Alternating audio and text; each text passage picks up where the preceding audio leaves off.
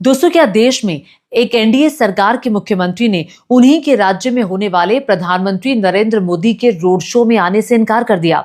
जी हां, इस बात की चर्चा बहुत हो रही है और कल रात को जो हुआ बिहार में, उसकी जो गूंज है वो पूरे देश में है। पूरे देश में इस बात को लेकर चर्चा हो रही है कि अच्छा, नीतीश कुमार प्रधानमंत्री के रोड शो में नहीं गए।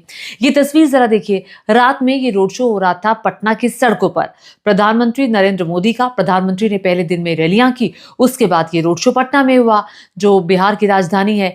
लेकिन नीतीश दिखाई नहीं दे रहे हैं। नीतीश बाबू कहाँ हैं? नीतीश बाबू रोड शो में नहीं है, ये तो सबको पता है। वो चुनाव प्रचार करने के लिए कल मधेपुरा में थे, सहरसा में थे, लेकिन नीतीश कुमार पटना नहीं आए।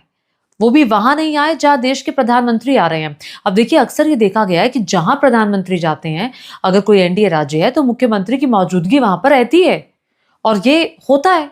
अ, पूरे दिन मुख्यमंत्री भले ही कहीं भी हों, लेकिन जब एक इंपॉर्टेंट इवेंट है, वो भी मुख्यमंत्री बनाने वाला एक रोड शो, कि भैया प्रधानमंत्री नरेंद्र मोदी की मौजूदगी, और प्रधानमंत्री आएंगे तो कहेंगे कि जी नीतीश जी के नेतृत्व में चुनाव लड़ रहे हैं। प्रधानमंत्री के मुंह से अभी तक हमने निकलते नहीं देखा किसी भी चुनावी सभा में। अब सवाल इस तस्वीर को लेकर ये खड़ा हो गया है कि क्या सब कुछ ठीक नहीं चल रहा है। इस तस्वीर को देखने के बाद तो काफी कुछ स्पष्ट भी हो जाता है।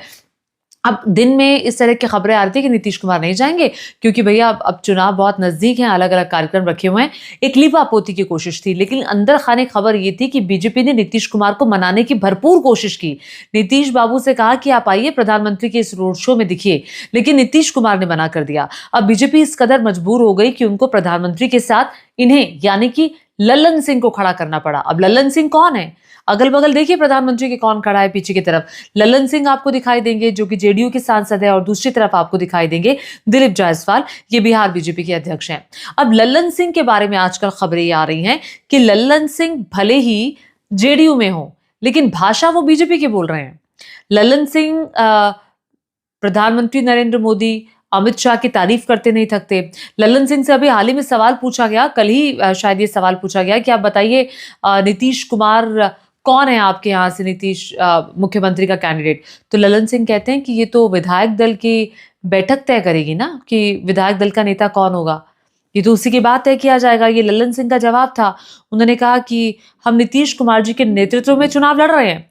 पिछली बार सीटें कम आई थी, फिर भी जेडीयू को मौका दिया गया मुख्यमंत्री के पद के लिए।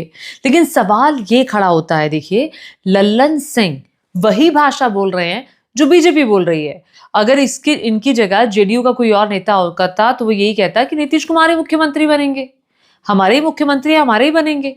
लेकिन लल्लन सिंह कह रहे हैं कि नहीं, नीतीश कुमार नहीं, नीतीश कुमार के नेतृत्व में हम चुनाव लड़ रहे हैं, लेकिन मुख्यमंत्री कौन होगा ये तो विधायक दल की बैठक, विधायक दल का नेता तय करेगी। विधायक दल की बैठक में सब तय किया जाएगा।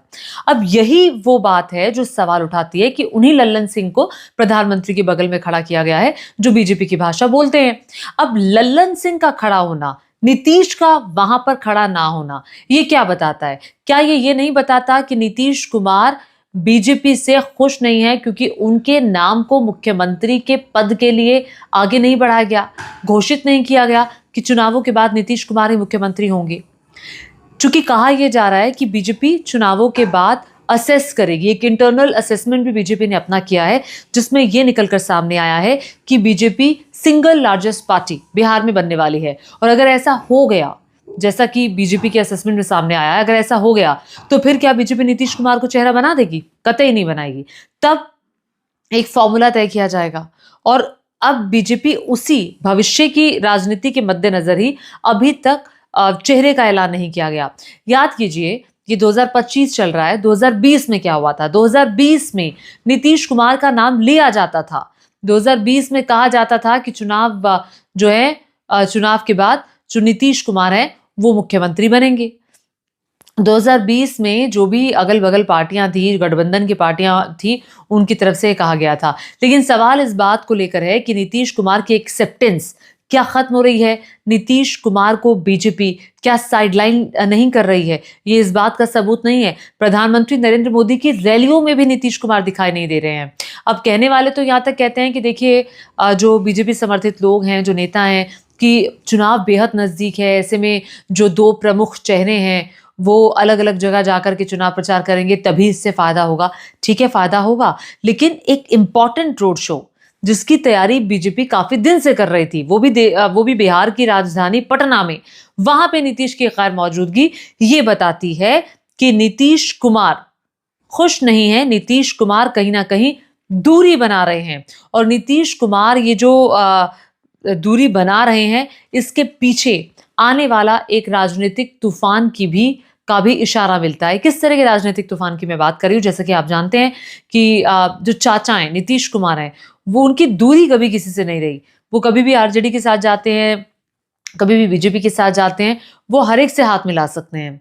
और अंदर खाने तो खबरें ये भी हैं कि चूंकि ना तो तेजस्वी यादव नीतीश कुमार का अपनी रैलियों में सीधे नाम ले रहे हैं, सीधे निशाना साध रहे हैं, ना नीतीश कुमार सीधे तेजस्वी को निशाने पर ले रहे हैं, ना कांग्रेस सीधे नीतीश कुमार को निशाने पर ले रही है। तो अंदर खाने एक सहमति है कि चुनाव के नतीजे जो आएंगे उसके बाद तय किया जाएगा कि नीतीश बाबू इस तरफ या फिर नीतीश बाबू उस तरफ। तो ये पूरी स्ट्रैटेजी है, रणनीति है।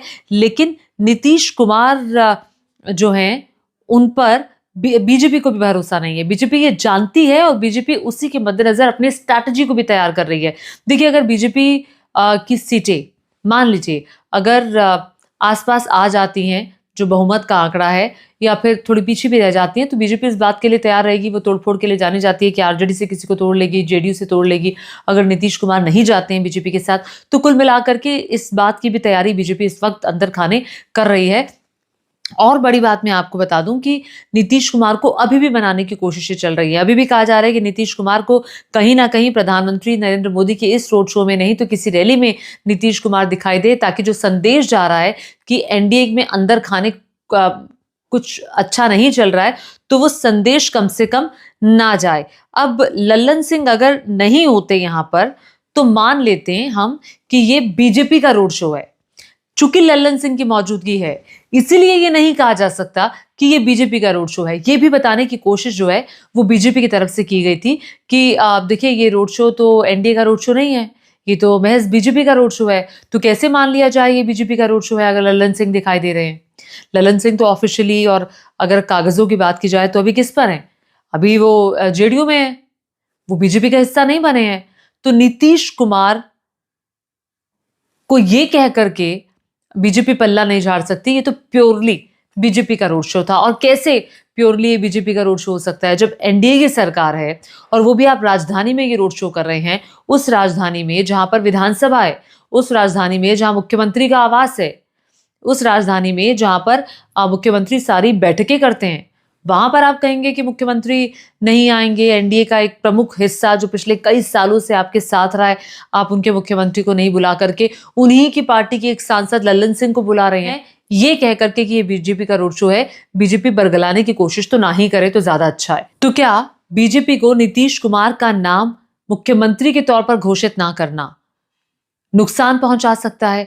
क्या आपको लगता है कि आने वाले वक्त में बीजेपी को इससे फायदा नहीं बल्कि सीधे सीधे प्योरली नुकसान होगा, और इसका खामियाजा आने वाले चुनावों में भी भुगतना पड़ेगा? और क्या आपको लगता है कि नीतीश कुमार वाकई नाराज हैं, या फिर वो जताने की कोशिश कर रहे हैं और नीतीश कुमार अपने लिए एक रास्ता खुला छोड़ना चाहते हैं? और 2024 में जिस तरह से नीतीश कुमार बीजेपी का सिंबल लिए खड़े हुए थे प्रधानमंत्री के बगल में, और खुद नीतीश कुमार ने ही ये सोचा होगा कि नहीं, मैं उस तरह की स्थिति में फिर से नहीं आना चाहता, मैं वैसे नहीं खड़ा होना चाहता, इसीलिए नीतीश कुमार ने मना किया जाने के लिए। आपको क्या लगता है नीचे कॉमेंट करके बताइएगा, और साथ ही साथ मेरे चैनल को सब्सक्राइब भी करिएगा। धन्यवाद।